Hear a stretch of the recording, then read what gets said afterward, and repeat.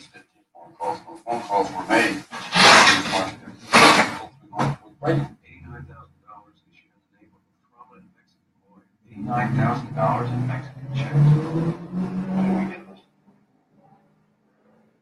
Who are the sources? I even know someone who works on the phone company. Carl, John Mitchell wanted your phone records to be running around yelling invasion of privacy. You know, kind of article accurate. Yeah, but I can't get you a full listing. This is me at Oliver and our Garden's phone records. I think they're trying to find out if the Watergate burglars broke any Florida law. Who's subpoenaed them? Miami DA. What's his name? I don't know his name. But the guy who's heading the investigation is named Jarvis. Jarvis? What's his first name? I don't know his first name. I guess you'll have to find that out.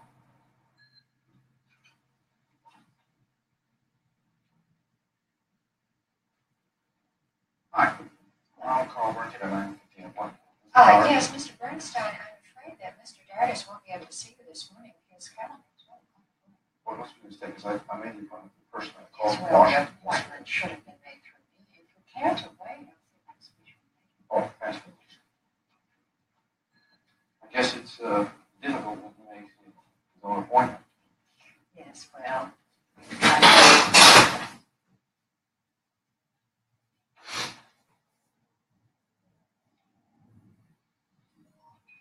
4 o'clock, we'll be back in 15 minutes. Want anything? coffee black. Coffee black.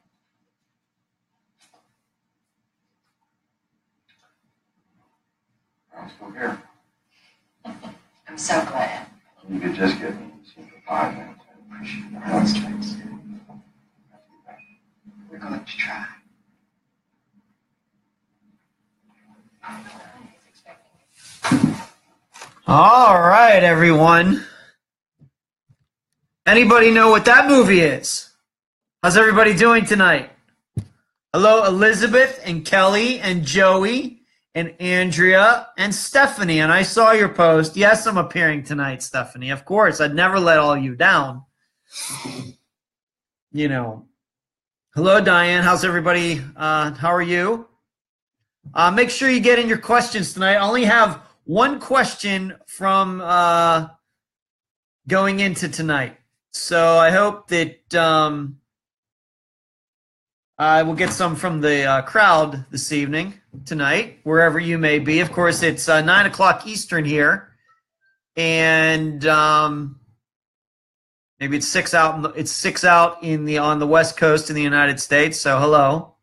Another mystery movie. Well, I'll give you guys one more look and see if you can tell what it is. See if you can tell what it is. Obviously, it's a dated piece, looking at the fashion on it and everything. And you're going to see Dustin Hoffman come into the screen very shortly. So, and you're going to see Ned Beatty here. There's boy, Dustin Hoffman looking young. Looking pretty young in that movie. What is it? And there's Ned Beatty. Okay. That's your only hint as to what that movie is. Stephanie, you want to know what the trophies are for? Disc golf and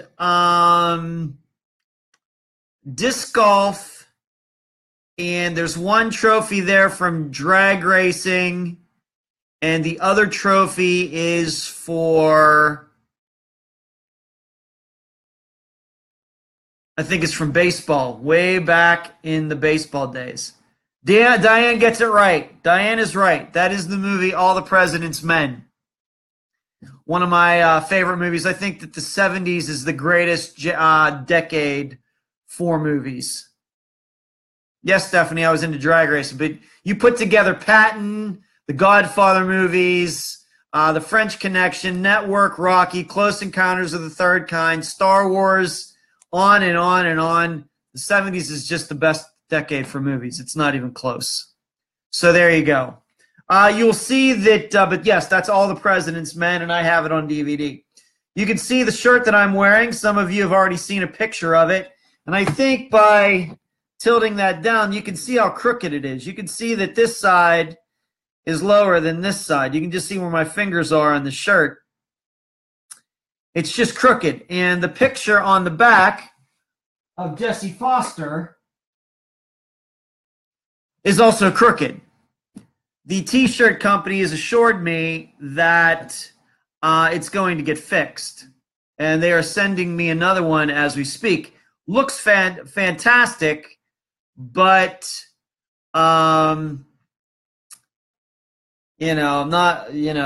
crookedness will just drive me nuts. And I'm not even that OCD, but somebody orders a shirt, I think they expect the logo in the picture to be straight. Mandy, thank you for joining tonight. Hello, Tara. How are you? How you doing? And Dee Dee with her picture of Wonder Woman on there. So this is the shirt, and just so you know what I'm doing with these shirts. Hello, Mary Beth. I'm going to be creating shirts, one for every episode that I've done. So every picture on the back with the name, the location, the date, and the phone number, very much like the playing cards. And they're going to be for sale along with some other items that I'm working on. But I'm just slowly going through the list, slowly going through all the people who have gone missing that we've covered on Unfound, and doing their pictures and making sure that everything looks right. But I have to make sure that the t-shirt company is going to get it right first before we can do anything. Hello, Anastasia. It's a great name. Love it. And Allison. I hope you're doing well tonight. Yes, Diane. Follow the money, which is interesting. If you don't know, Diane, that was just a line that came up for the book and the movie. That was not something that actually happened in real life. It wasn't like Deep Throat ever said to Bob Woodward to follow the money. That was a line that was made up for the movie, if you didn't know that. And Sherelle, I hope you're doing well tonight. Just once again, people who've just tuned in, wearing one of the Unfound shirts. This is just a sample, and it has Jessie Foster's picture on the back with her information. It was just one I decided to do to see what they were going to look like. But I'm going to be doing them for all of the episodes along with some other things. So the tough part about this is getting pictures that are high enough quality that they can be blown up to the size that is needed to put on a t-shirt. That's probably the hardest part of doing that. On some of the other items where the picture's a lot smaller, it's easier to do. But this picture, I think, is over 10 inches wide, has to be about 16 inches tall. You got to have a decently high quality photo. And I'm using a photo program called Canva on canva.com that's helping me with this. And so that's helping me along. So I'm working that little by little as I do everything else that I'm doing. As you know, I'm a busy guy. Before I get started, I want to remind you about the playing cards. They're available on makeplayingcards.com. There you go. We got Claudia Wells. We got Amanda DeGuio. All of them, everybody up through the beginning of November are on these cards. So you can check those out at makeplayingcards.com. I once in a while post the link if you can find it. And then let's not forget, a good friend of mine just showed me the book he ordered on a text message this evening. He ordered it. And I urge you to go to Amazon.com and check it out. You know that Unfound is not run, does not have any ads in it. I intend that to always be the way it's going to be. So I have to rely on my own products and the other, the things that I do for the show to finance the show. The podcasting is the only thing I do. So I'd appreciate you checking that all out. Of course, the Patreon and PayPal accounts that I have, getting in $2 a month if you'd like. Had some generous PayPal contributors recently and on Patreon, and I appreciate the support. Once again, if you have any questions for me, please type them in the comments section so I can see them. And I'd like to see what everybody has to say. If you'll just hold on a moment, I'm going to do something here.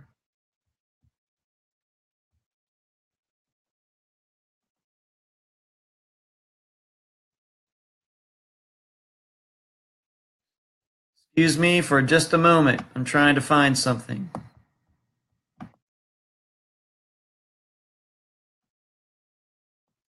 Trying to see where all the comments are coming up. All the president's men.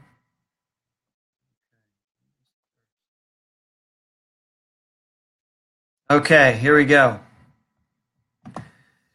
So, hello, Dana and Lisa. Thank you for joining. Hello, Lisa. Just talked to you yesterday. I guess we were right about what happened to Donna's Facebook account last night. So I'm glad that you noticed that, and we talked about it a little bit. We got that all sorted out for her. I hope that she is taking care of that today. I'm going to start with a news item. And hey, Dana, what's up? Interesting case from this past weekend was this disappearance and then locating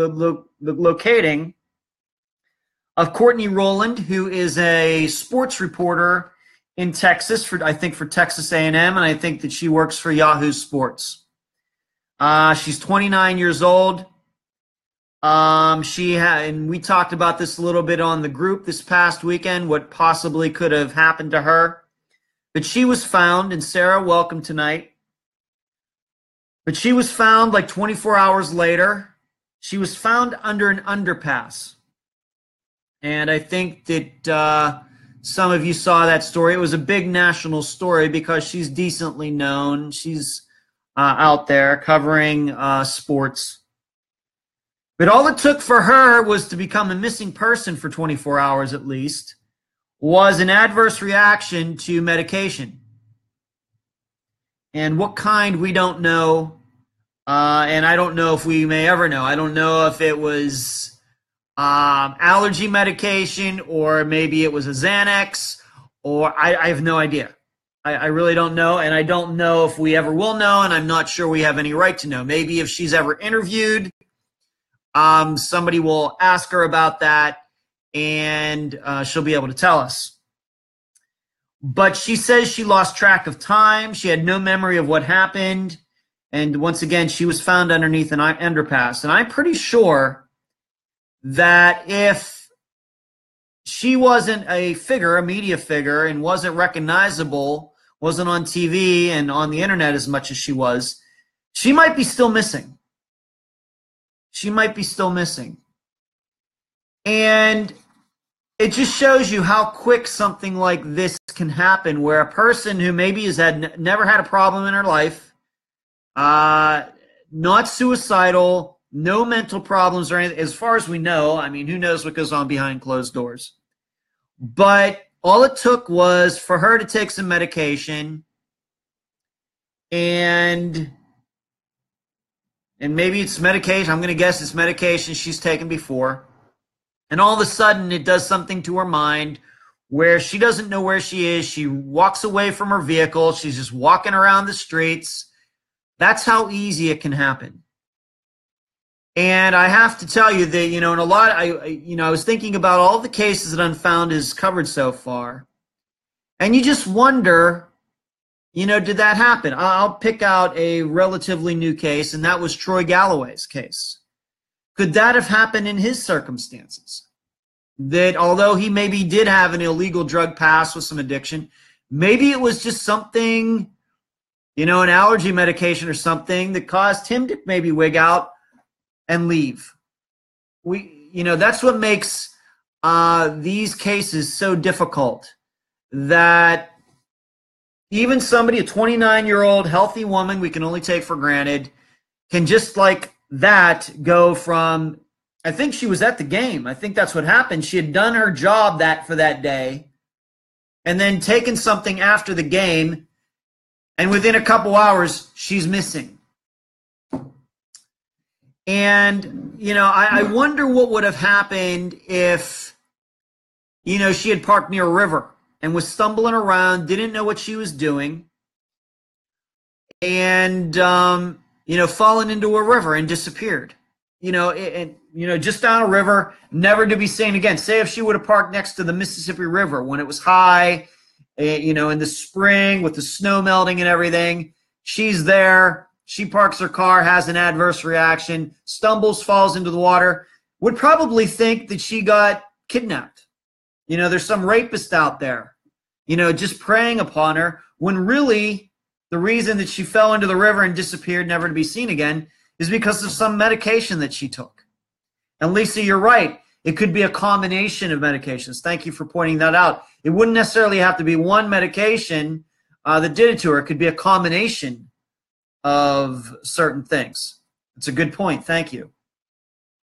So, but it's hard to, you know, the tough part about that is that it's hard to make that prediction. It's hard to say when you look at these disappearances, well, that was probably something due to an adverse reaction to medication. And when we talk about medication or drugs, we don't mean heroin or crystal meth or anything like that. We're talking about something that was, you know, prescribed, or maybe even something over the counter that could do it. You know, I know for me personally, my body is very touchy with drugs, especially flu medication, like Theraflu and stuff like that. I cannot take it because it will cause my mind to just, do all sorts of crazy things. So we just have to keep, that in mind. But it's hard. It's easy after the fact when she's found to say, oh, it was probably medication or something. But while she's gone, while Courtney is missing, it's hard to say that. And even if they find her car and they find some sort of medication inside, nobody automatically thinks, well, that's what did it. That's what makes missing persons cases so tough. And Jem, thank you for joining tonight. Good to see you. So it's I think it's we can learn a lot from her case, and I it's good that she's been found. I'm very happy for her, for her family. It's good news all around, but it is scary. Sarah, you're right. It is scary. It's absolutely scary. And I don't know what else to say about it, and I don't even know how we can plan for something like that or even investigate something like that. Yeah, Tara, right. Tara, prescription meds mixed with over-the-counter cold or flu meds. Absolutely. And Andrea's saying, I can't even take NyQuil. It makes me feel intoxicated. I don't know about NyQuil for me, Andrea, but there's just some of those things. I don't get sick hardly ever anyway, so it's not that big of a deal. But I guess it's something maybe we don't consider enough in maybe some of these cases, that it could be just regular medication. It's not heroin or anything like that. It could be just something the person's taking all the time, and then there's that one time that it just affects them the wrong way. Yeah, Lisa saying that with cocktail, yeah, alcohol with medication, you never know what can happen. It's true. And Cheryl, thank you for joining us tonight. Appreciate you joining us. So I wanted to talk about that, but I have to tell you,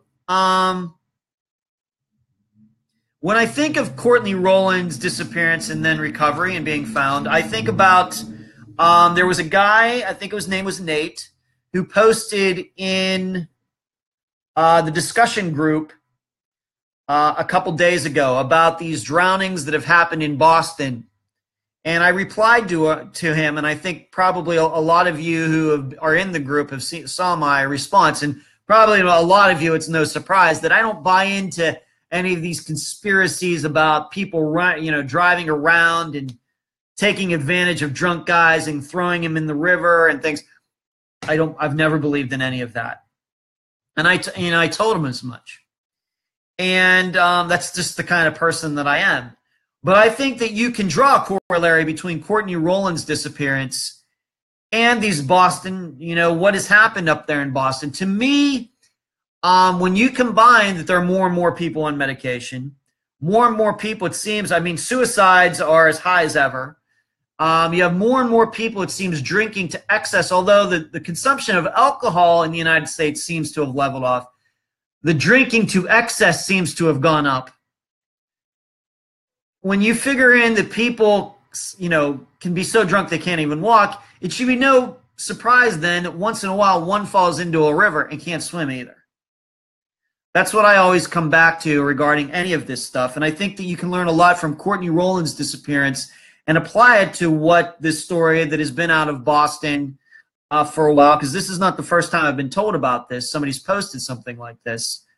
That it very well could be some of these guys who have unfortunately drowned had the same kind of thing happen. They were taking some sort of, they had a couple, and then they have the flu and the alcohol and the flu medication mix, and suddenly they're out of their mind. They don't know where they are. They're stumbling around. They go into the river. They drown. I think that's probable in a high percentage of these cases. Stan, welcome. Steven, how are you doing? And Tara says, I'm sure many take cold meds and don't check to see how it would react with prescription medication. Probably. And Diane, good to see you tonight. Stephanie says, drinking is out of control. Now we have Thirsty Thursday. That was never a thing before. I can remember in college Thursdays being a pretty wild night, and I went to a pretty conservative school, but I've never been a drinker. But even on Thursday nights where I went to school, it was still a little wild, and that would be in the early 90s. I'm showing my age there. So I wanted to talk to you about that. I think that the Courtney Roland case and any of these things, the smiley face killers, what's happened in Boston, I guess there's some stories out of Minneapolis as well. I think that they're all related, and I think it has nothing to do with a crime being committed. I'm just going to stick to that until I see any evidence to the contrary. And I know that there's probably some podcasts that you listen to where they got a lot of mileage talking about the smiley face killers and things like that. You know that's not what I do here. That's their shows. I just have a different opinion on all of it. I think a lot of it can be explained through the culture of the 21st century. Diane, hi. How you doing? That's because colleges don't have Friday classes. I can assure you that my college did have Friday classes. It just didn't end up that we ended up going to a lot of those classes. So there you go. I want to answer a question. Please, anybody has any questions, please type them in. Stephanie already asked me one about my trophies in the back, and I appreciate that. Once again, if anybody's wondering, those are at least 2 trophies from disc golfing, 1 for drag racing, and I think the other one is, I'm thinking it's not a baseball trophy. I think it's a car show trophy. That's how old that is. I think that's what they are. I'll have to check. I just don't look at. They're in my place. I just don't look at them. In fact, my mother gave me those the last time I think I was in Pennsylvania. She wanted to get them out of there, so she gave them me to take them back here to Florida. So before I got on, I'll answer a question. Jill asked me what my favorite meal was. And I'd like to hear, while I'm talking about this, I'd like to hear what all of your favorite meals are, if you'd like to share. Well, Dana, where can you get an Unfound shirt? They're in the process of being figured out right now. This one is crooked. So I'm still working on making sure that the t-shirt company can make what I want. So Dana, you will surely know when they're ready to be printed. Still in the building stages. I'm still putting them together. Thank you for asking me. Sarah, can I ask your personal opinion of Maura Murray's disappearance? Oh, you just want me to go down, Sarah? You're just trying to get me in trouble. You are trying to get me in trouble, but I'm going to answer that question anyway. And Stephanie says Italian. Jill, you got in just in time. I'm going to answer your question about my favorite meal here in a second. But Sarah, I'm going to take on your question, and I hope that I don't get a bunch of kooks following me on Twitter and telling me I'm full of it. I think it's very simple with Maura Murray. I think that she took off into the woods and she just hasn't been found. I know that's not very dramatic or intriguing or mysterious or anything else. My opinion has pretty much been that since I ever heard about her case. I think it's pretty obvious that she was running away from something. She was trying to get away. She wrecked her car because she was drinking and driving. The bus driver came along, and as soon as he left, she got out. She carried as much as she could, still wanted to take off, took off in the snow in that cold, New England night, and she just hasn't been found. And that is a common story in a lot of disappearances. Now, I know David Polides is going to disagree with me on, with people disappearing in the forests of the United States and national parks. Sarah, I'm just going to tell you, I think that she took off, and I think that she died due to the elements. Just because I've seen no evidence to the contrary, no matter what all of, these other people have said. I appreciate that there's a podcast devoted to her disappearance, and I listened to it for a while when it came out and everything. But nothing those guys have ever said. There's, of course, the popular blog that's been out there for a while where the guys explored all these different avenues. I just think she ran off. And unfortunately, I don't believe she's with us anymore. And I just think she died in the woods somewhere, and she just hasn't been found. And that goes for a lot of cases. People go into the forest and never come back. But it's certainly so that a lot of people have gotten a lot of mileage out of that. There's no doubt about it. And if we were to ever, and we're not going to, but if we were ever to cover Maura Murray's disappearance, that would be my conclusion. So I appreciate you asking me that question. I don't know if that's going to get me in trouble or not, because I'm just a shallow thinker. I don't have any imagination or anything, but I know about his disappearances is about as much as anybody out there. And that's my conclusion. So thank you for asking me that, Sarah. I hope that I'm sorry that my answer maybe wasn't as mysterious or intriguing as you'll like. But maybe you think the same way, and if you do, I'd love to hear about that. Stephanie says, okay, Jill, I'm going to answer your question. What is my favorite meal? I am a huge steak guy. I eat meat. I appreciate vegetarians. Had a couple girlfriends who are vegetarians. Have nothing against that lifestyle or anything, but I'm a big meat guy.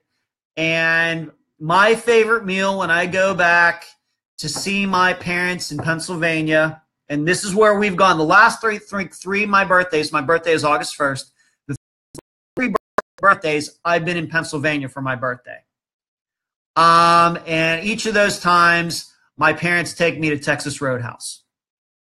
And I have a big steak. I like to get it medium rare. I love baked potatoes.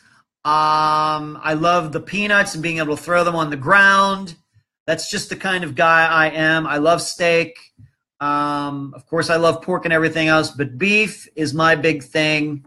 Although I don't eat it very often because it's expensive and things. But I love a good steak. I got to tell you, I love a good steak. After that would probably be sushi, which is on the total opposite end, I guess, of the meal spectrum.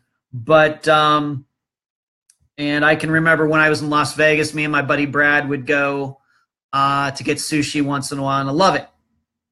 But steak is number one, with a nice baked potato and maybe some broccoli, and then for dessert, some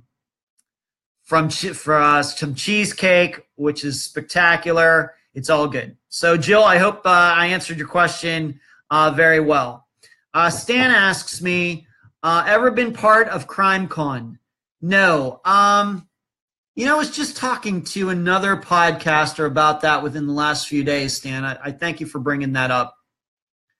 I have to tell you that at this point, I really don't have a lot of any plans to go to any conventions. I don't know. I'm not. All of you should know. I'm not a big crowds guy.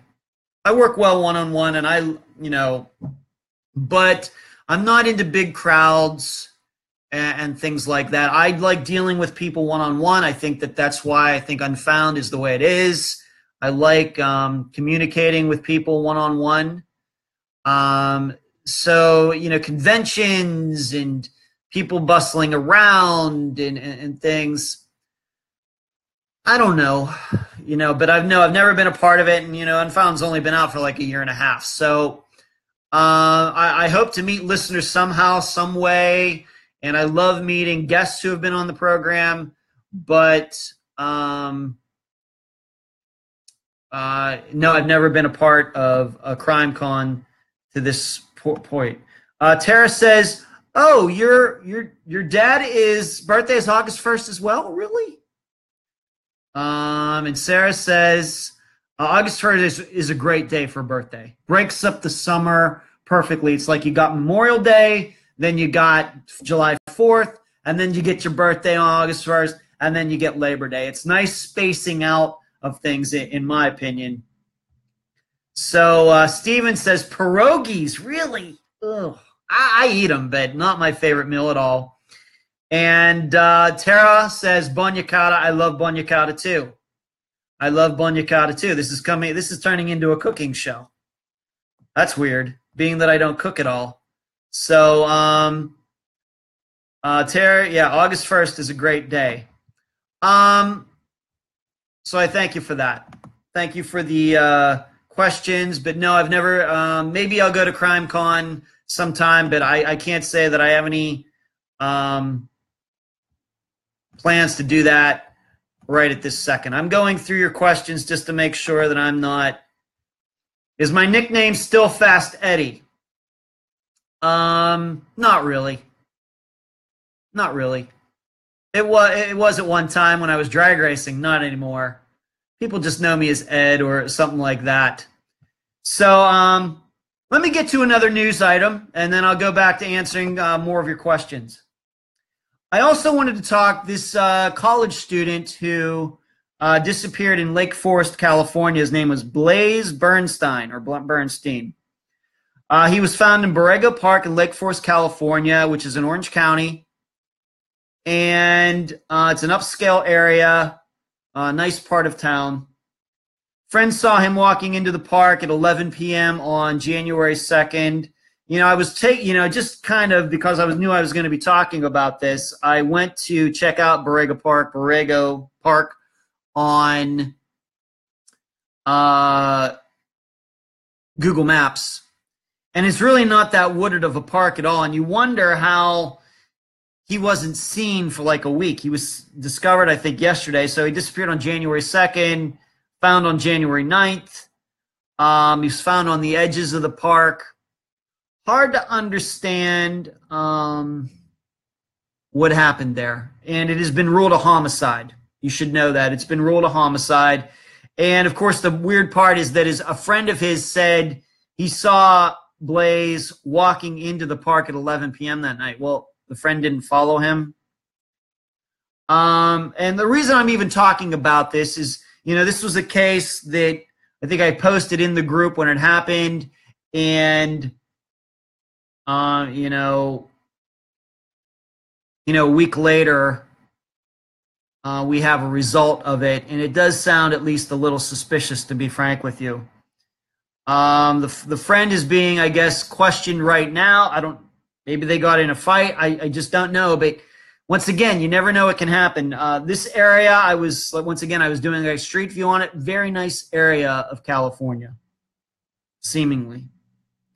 Orange County, if you don't know, known as being a kind of very hoity-toity upper class area of the LA area. And so it's very strange for somebody to end up dead in a park. But that seems what happened here. I feel bad for his family. He was a student at the University of Pennsylvania. He was getting ready to fly back there, and then this happened. I'll be keeping an eye on this just to see what the result of it is. But I just wondered if any of you, especially you, California people, have been keeping an eye on this. Let me go back to the comments here. There was no lurking about something's up. I agree, Stephanie. Sherelle says, what missing persons case that would you like to interview that you haven't covered yet? A lot, Sherelle, a lot.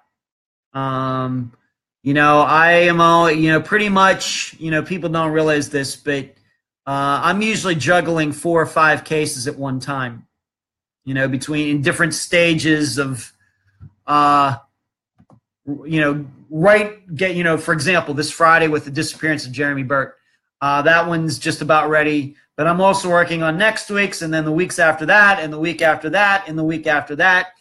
And then there are a couple that I'm working on in the way background that I have no idea of whether they'll ever become episodes or not. So, there's a lot of there's a lot of interviews that I would like to do. As I keep saying, I think every time I do this program, I'll talk to anybody wants to talk.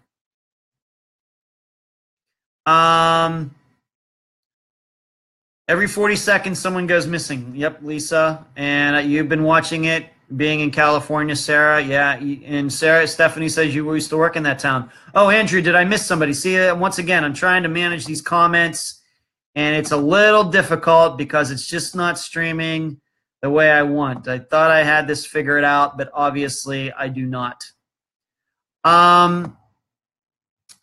Jessica asked above, do you have any thoughts on Tyler Stice's case? Well,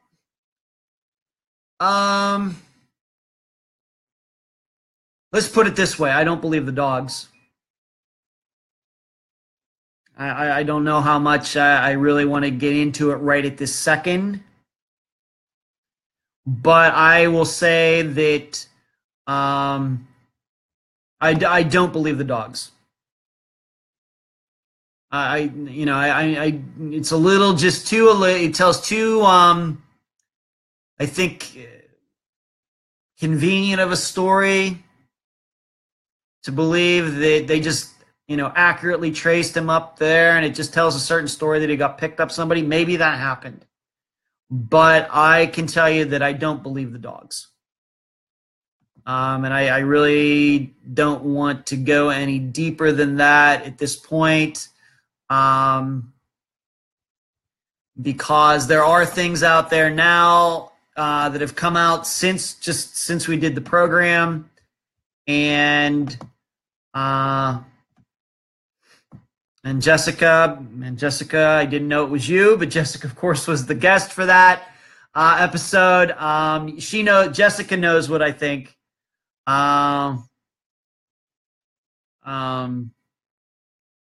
We've had some conversations, and that's really all I want to say. And I think that that'll be okay with Jessica if I just leave it at that.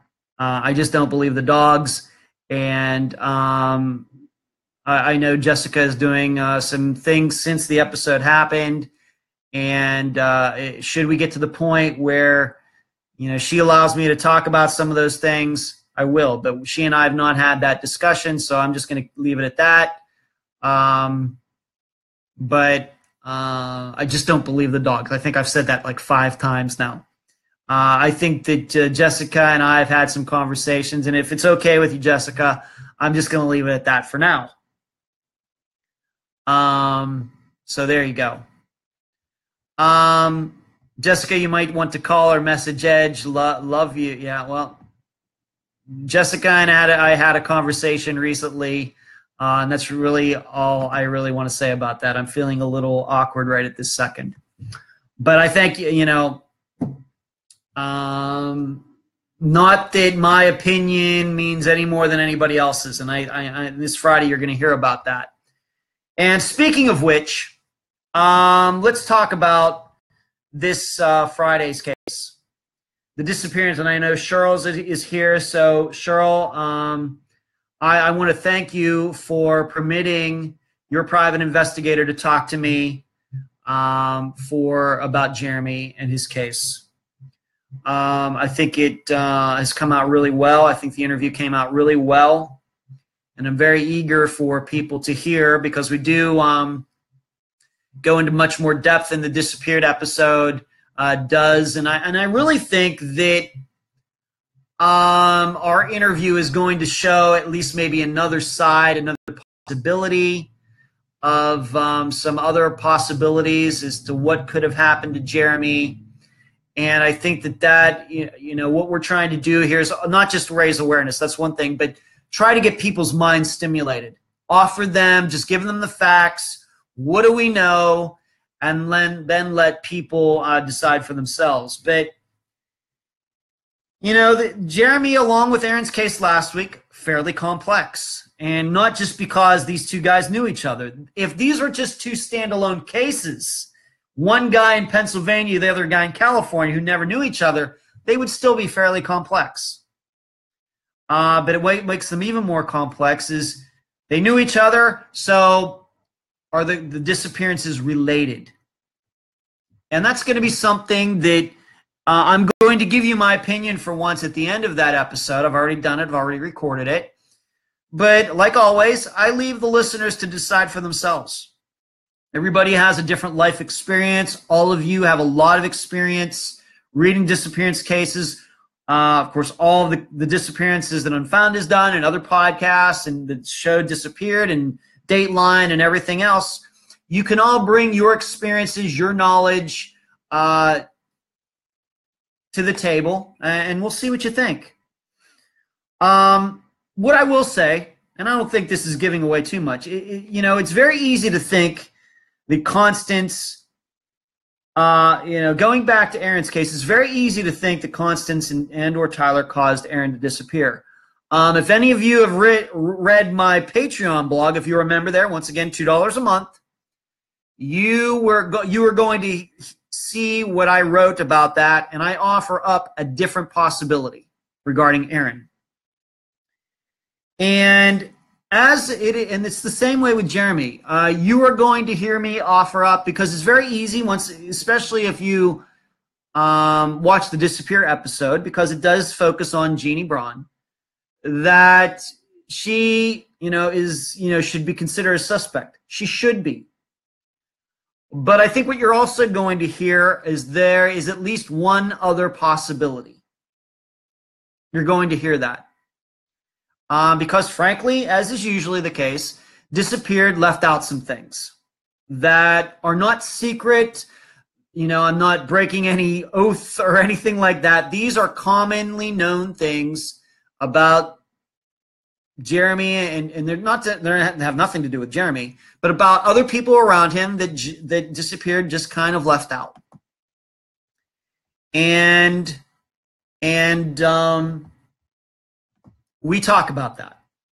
And once again, it's just facts. As I said as I bluntly said in Aaron's case last week, the facts aren't my problem. The facts are Constance's and Tyler's and everybody else's problem in Aaron's case. Likewise, when it comes to Jeramy's case, the facts are Jeannie's problem. The facts are, frankly, Kim's problem, even though she is not with us anymore.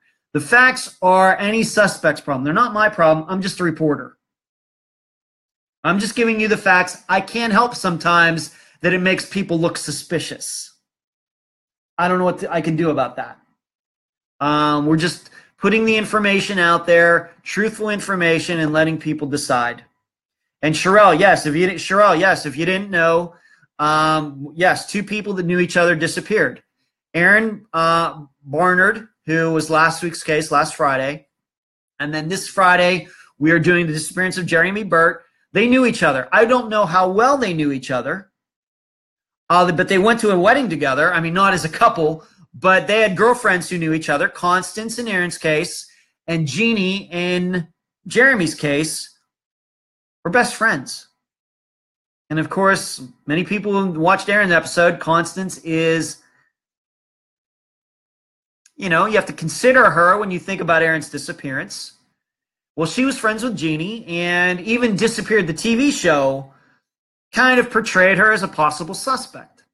So yes, Sherelle, to answer your question, yes, Jeramy and Aaron knew each other because the women they were dating back in 2003, 2004 knew each other, and the four of them went to a wedding together.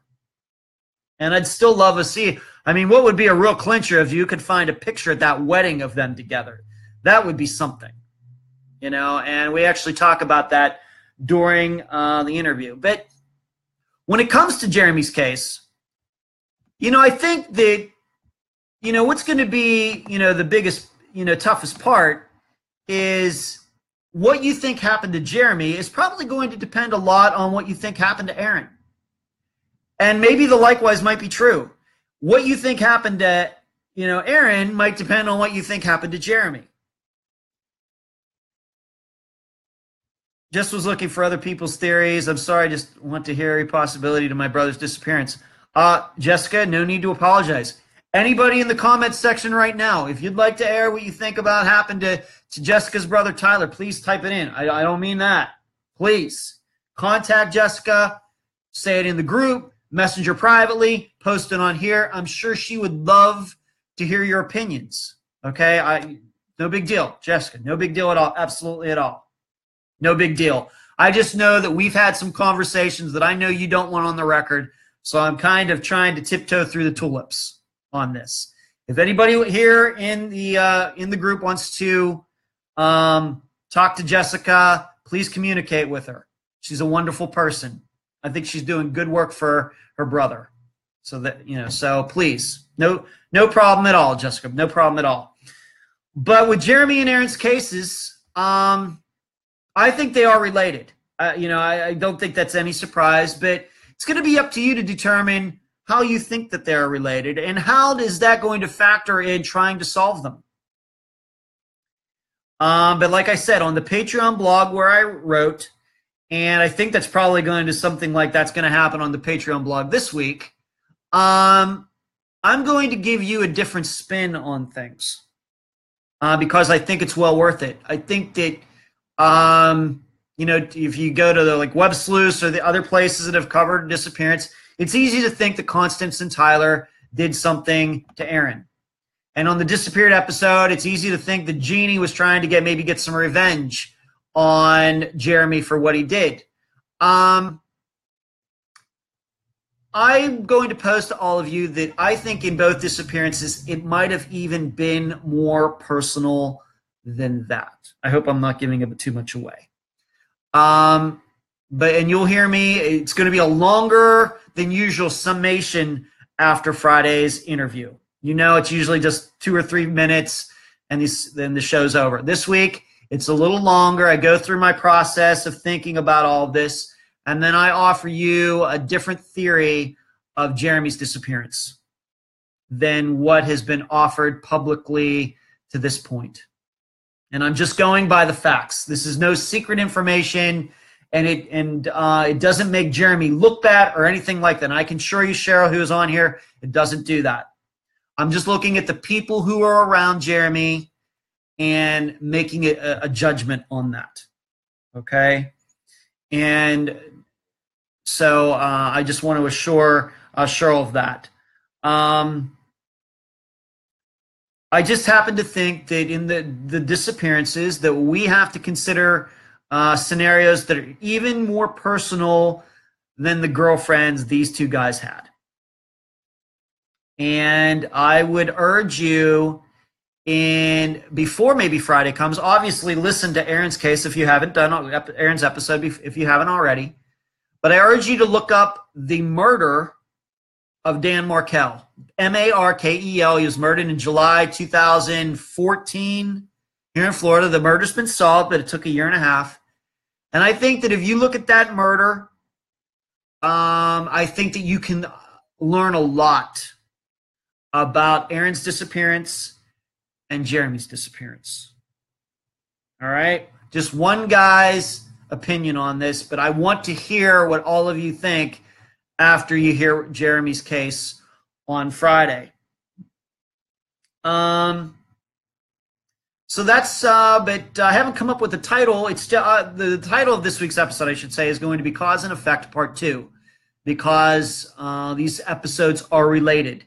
The guys knew each other. Their girlfriends knew each other. They were, they lived in the same city, all that. So it's going to be Cause and Effect Part 2 for that. So that's this Friday's episode. And do we have any more questions or anything? Anything anybody wants to throw out to me? We talked about the shirt. I want to show you the shirt again for anybody that's just tuning in now. It's just a sample at this point. Just a sample. And it has Jesse Foster on the back. The picture on the back looks fantastic. Much even better than I could imagine. We got through the business, the books, the cards, Patreon, and PayPal. We talked about Courtney Roland. We talked about the drownings in Boston over the last several years. We talked about the disappearance of Blaze Bernstein and him being found murdered in Lake Forest, California. And we went over at least a little bit of Jeramy Burt's disappearance. Let me see if we have any more questions. I think we do. I can't wait to start digging, Sarah says. I love to do research afterwards. Sarah, that's what I want. I do the show because I want people to get engaged. I want people to kind of, get interested in these cases and see if they can help any of my guests out. That's why I do the program. This isn't an entertainment show. It's a news show. It's to make you all aware, to give you all the facts in a way that makes you want to get involved. By giving you as much information as we possibly can, because I think that's what the public deserves. In the end, my guests determine what we talk about, and I've been so fortunate. All the guests on Unfound are so giving, because it takes a lot of time to get on my program. With their time, with the information, all the talking we do, all the questions that I have, all of them show so much patience that I feel so fortunate to know all of them. And this week, I should say that I'm interviewing the private investigator for the Burt family. Her name is Marky Davis. She's in the group. She's a private investigator for about 10 years now. Very experienced, very knowledgeable. I think she's doing great work for the Burt family. Very impressed by her. And I anticipate maybe doing some more work with her in the future. We've talked about a couple other cases that she's been involved in. But Sarah, that's what I want you to do. You'd love looking to research afterwards. I hope a lot of listeners are doing exactly what you're doing. And Dee Dee, I'll miss next week's live show because I'll be working. I'll watch afterwards, though, and it'll be on YouTube, Dee Dee. No problem at all. You're excused for next week's show. If there are no more questions, these shows usually go about 50 minutes. I usually don't plan it that way. I hope that I got to everybody's questions. I did miss one last week. Maybe I should handle that right now because I've been asked this question before. Do I ever worry about my safety? Being that we do name names on Unfound, we've talked about some rough individuals. We talked about at least one biker gang. We talked about some guys who have been in prison for other things who are out. We have a guy like David Perry and Kelly Rothwell's disappearance, who's a really, really bad guy. Do I ever think about them trying to track me down? And the answer is yes. But I'm a fairly private guy. I don't go out in public a lot. As you've seen the video, I am a gun owner. And I know how to use it. And I'm a fairly aware guy.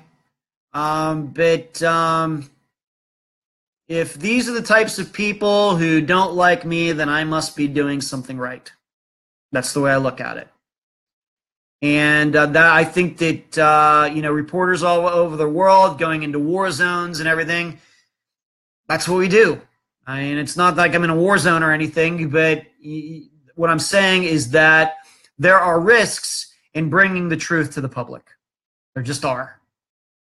And so I think about it, but it doesn't keep me from going to a Steelers bar. It doesn't keep me from going to the gym. It doesn't keep me from going to play disc golf. It doesn't keep me from going to Publix or anything. But I, try to be fairly aware. I'm a fairly smart guy. Really, I'm fairly street smart.